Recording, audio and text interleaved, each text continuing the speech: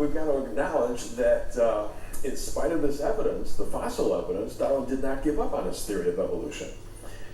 And what he proposed, we want to look at next. So here's our next clip I want you folks to watch. Darwin was deeply troubled by the Cambrian explosion. He called it an inexplicable mystery. But he wasn't about to abandon his theory, and instead proposed that the animals just looked like they appeared suddenly because he thought that the fossil record was incomplete. I look at the natural geological record as a history of the world imperfectly kept and written in a changing dialect. Of this history, we possess the last volume alone, relating only to 2 or 3 countries. Of this volume, only here and there a short chapter has been preserved, and of each page, only here and there a few lines. So Darwin argued, well, perhaps paleontological discovery, digging through the rocks, needed more time, that the transitions were out there, that not enough collecting had occurred, not enough sampling, if you will, of the fossil record on Earth, and given time, those transitions would turn up.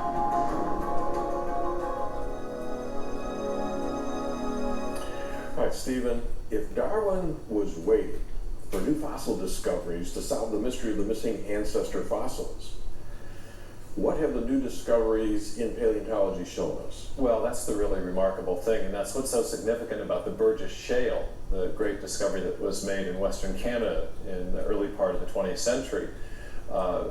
New fossils have turned up, but rather than ameliorating or eliminating the mystery of the Cambrian explosion, they've actually made the mystery more acute, because what the new fossil finds have shown, both in the Burgess Shale and also other fossil finds, in particular one in China, what these new finds have shown is that there were many more Cambrian animals, complex animals, that arose in the Cambrian period than even Darwin knew.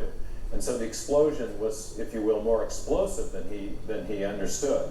And for each of these new forms of Cambrian animal life that arose, each of these were in turn lacking discernible ancestors in the lower stratus. So whereas before you had a pattern with a group of complex animals arising, each of which was lacking ancestors in the lower strata, now you have an even wider array of new complex animal forms arising abruptly, again, with each of those new forms missing ancestors. So you're looking at an even more explosive pattern as a result of these new discoveries. Yeah, and even as you said in your book, okay, Darwin's Doubt, you said even a child can look and see that these animals that just appeared are different, they're more complex, or they're very complex. They're really something to look at.